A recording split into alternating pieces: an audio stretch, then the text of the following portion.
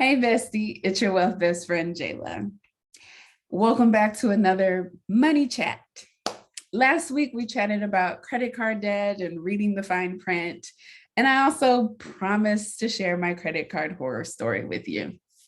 So here we go. Keep in mind, I don't carry a credit card balance ever. I refuse.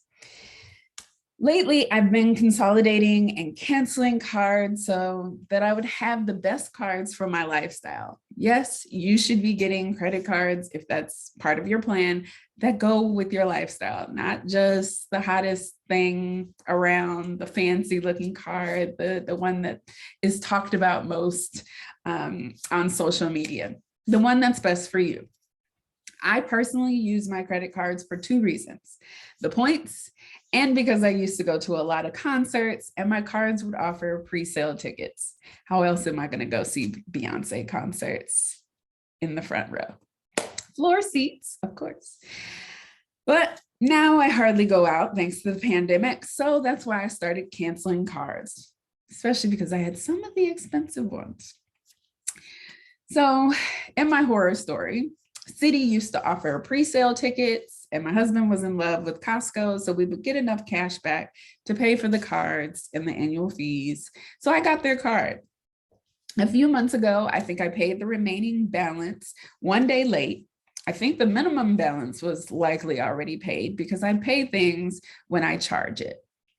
But the whole balance wasn't paid.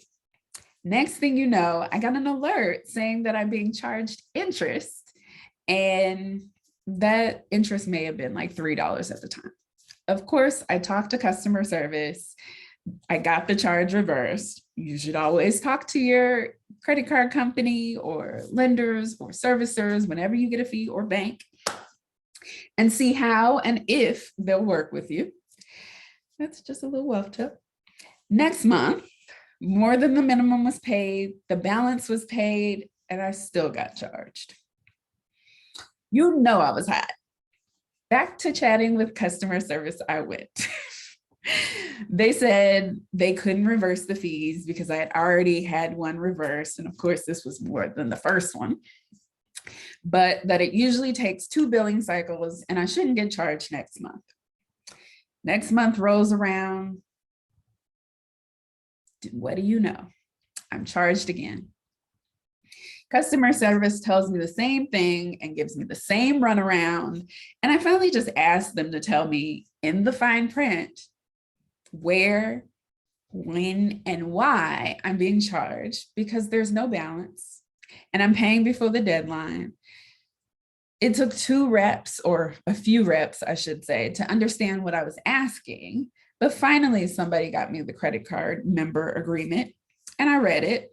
And it basically said, if you ever pay your bill late, we have the right to start charging you interest from the day that you charge something.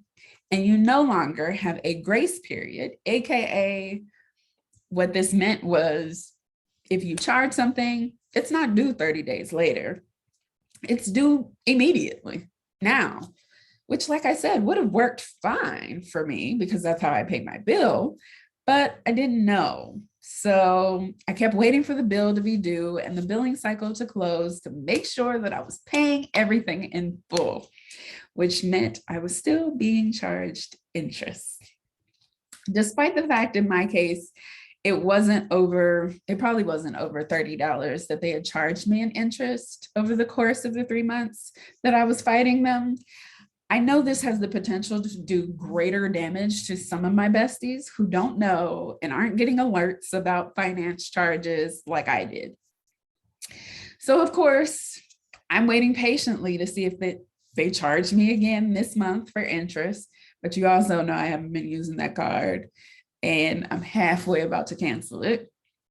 But I just use it for gas and it's much cheaper. So I'm debating, but you know, I'm already ready to go back to customer service. But all this to say, what you don't know can hurt you. I'll post a subscriber agreement so you guys can see it and keep an eye out to see if your card works the same way. But read the fine print because the world ain't your friend. So get you a wealth best friend. As always, I'm around if you need a bestie to chat with. Let's create a strategy for your financial life. And if you're ready to work with me one-on-one, head to onmyownfinancial.com and book a one-on-one wealth consult. If you're looking to learn long-term investing, we can help you with that too. Onmyownfinancial.com. I'll see you next week. Bye, bestie.